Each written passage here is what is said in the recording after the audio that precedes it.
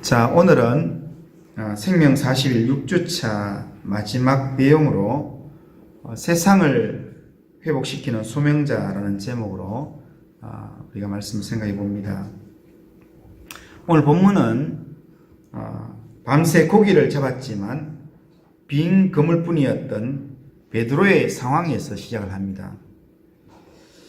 과거에 업으로 갈릴리에서 활약을 했던 베드로였는데 이 베드로는 지금 밤새 보냈는데 텅 빈 그물만 지금 가지고 있습니다. 날이 셀 때까지 밤새도록 그물을 던졌지만 아무 소득이 없었습니다. 아마도 베드로는 빈 그물이 마치 실패한 자신의 모습처럼 느껴졌을 것입니다.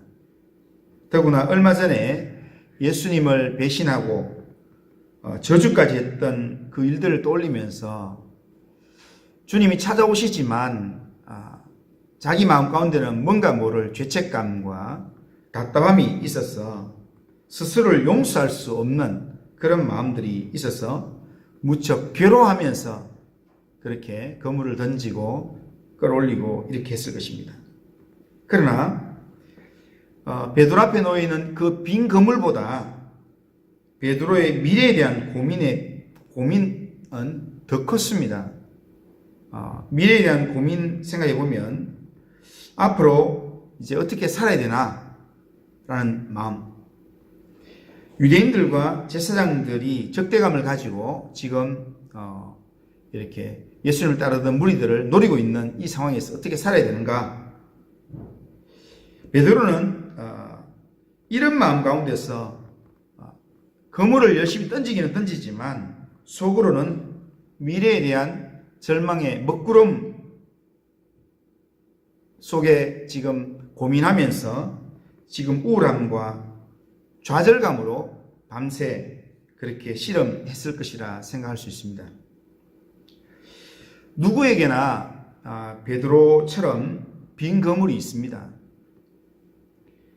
죽도록 애를 썼지만 손에 잡히는 것이 없고 인생의 실패자로 전락한 자신을 발견할 때가 있습니다. 비록 지금 다른 사람들 앞에서는 웃고 있어도 속마음은 깊은 상처로 신음하면서 그렇게 혼자 골방에 있기만 하면 마음이 괴로워서 눈물 흘리며 신음하는 그런 시간을 보내는 사람들이 있습니다. 누구에게나 베드로처럼 좌절과 실패로 심지어 죄책감으로 고통스러워하는 그런 때가 있고 또 그런 상황들이 있습니다. 겉으로는 행복해 보이는 사람이랄지라도 삶의 커튼을 조금만 한번 열어보면, 조금만 비집고 한번 이렇게 몰래 보면, 그 내면을 한번 들여다보면 아픔과 상처가 없는 사람은 아무도 없습니다. 빈 그물의 상처로 고통스러워하고 괴로워하는 것이 현대인들의 지금 실제적인 모습입니다. 그리고 많은 경우는 상처의 그 밑바닥에는 죄가 웅크리고 있다는 것입니다.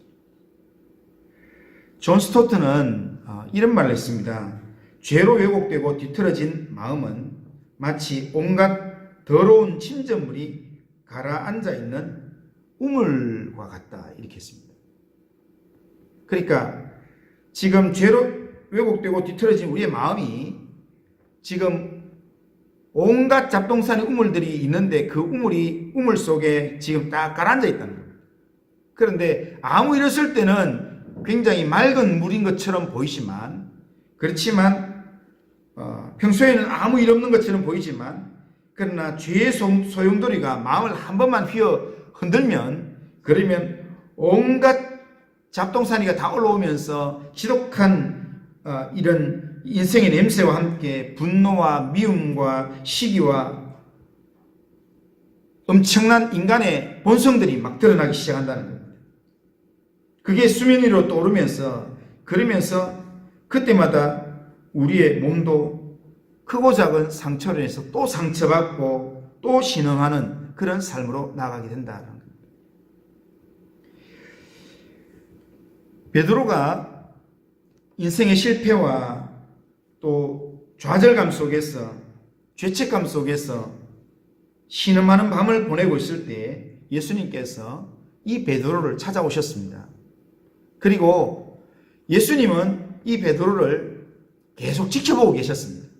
베드로는 예수님을 잘 모르고 있었지만 예수님이 오셔서 말을 걸었을 때도 그분이 예수님인지 잘 몰랐다가 나중에 주님 사랑하는 제자가 주님이시다 말하고 나니까 그때 주님인 줄 알았지만, 그러나 베드로가 예수님을 알지 못하는 그때에도 예수님은 못해서 베드로를 계속 두 눈 부릅뜨고 지켜보고 있었다는 겁니다.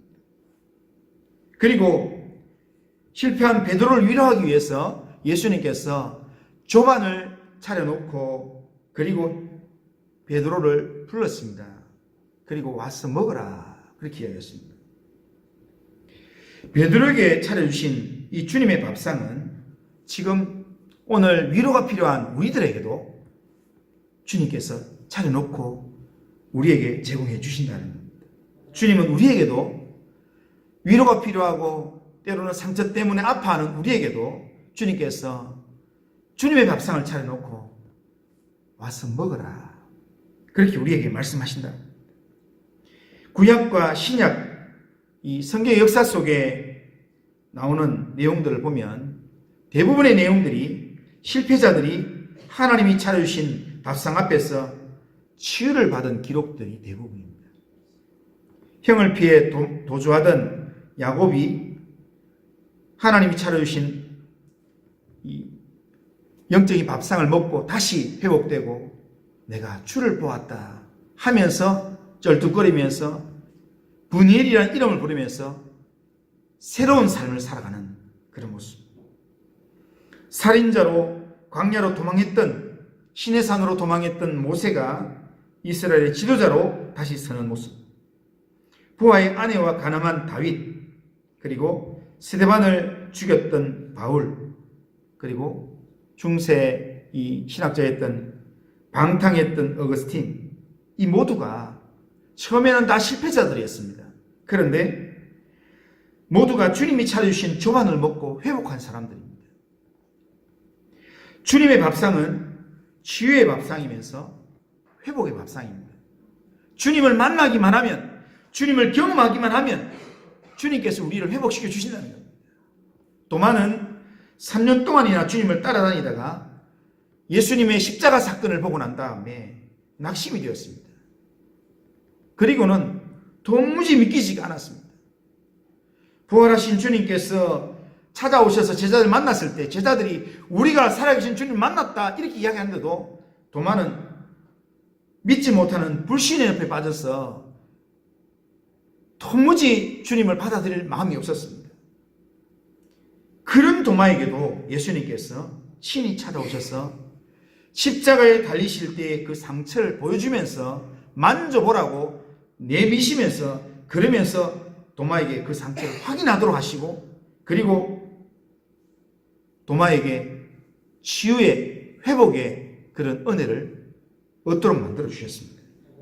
도마는 그런 주님을 만나고 난 다음에 불신을 이겨내고 그리고 불신의 상처에서 회복될 수 있었습니다. 우리가 믿고 의지하는 주님은 우리를 책망하시고 우리의 죄를 지적하시고 우리를 야단치시는 주님이 아니라 우리의 연약 가운데서도 우리를 회복시키기 위해서 회복의 밥상을 차려주시는 주님이신 줄로 믿습니다. 우리를 살리기 위해서 십자가의 고난을 당하시고 십자가 앞에서